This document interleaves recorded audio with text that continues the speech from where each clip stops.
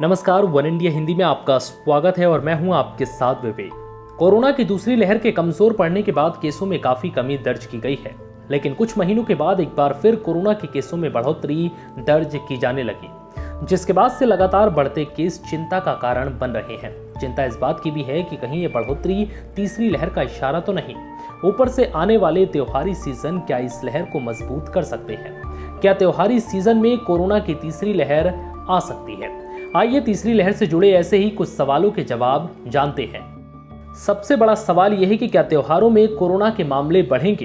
क्या हम इम्यूनिटी को लेकर लेवल पर पहुंच चुके हैं? दरअसल इन सवालों के बीच केरल से हमें बहुत कुछ सीखने की जरूरत है। ये बात नकारात्मक नहीं है। केरल में हम जो देख रहे हैं और देश के बाकी हिस्सों में जो हम देखेंगे वो वैक्सीनेशन और सीरो प्रेविलेंस का कॉम्बिनेशन होगा। अगर तीसरी लहर आती है तो इसका सबसे ज्यादा खतरा उन जगहों पर होगा जहां वैक्सीनेशन और सीरो प्रेविलेंस कम है। केरल में सीरो प्रेविलेंस कम था, इसलिए वहां संक्रमण का खतरा था।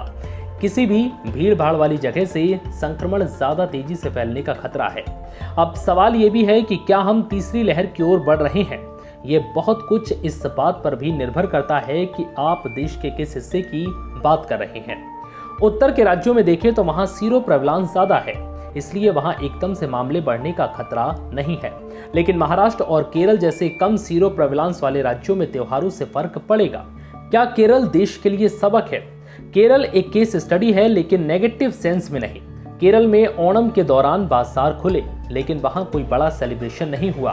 फिर भी वहां इसी वजह से अतिरिक्त 10,000 से ज्यादा केस मिल रहे हैं। यही डर भी था। अब सवाल यह भी है कि महामारी में धर्म को घसीटने वालों को लेकर क्या सोचते हैं? तो इसके जवाब मिला है कि कोविड हिंदू, मुस्लिम, बूढ़े और युवाओं में फर्क नहीं समझता। वो संक्रमित करता है और सिर्फ संक्रमित करता है।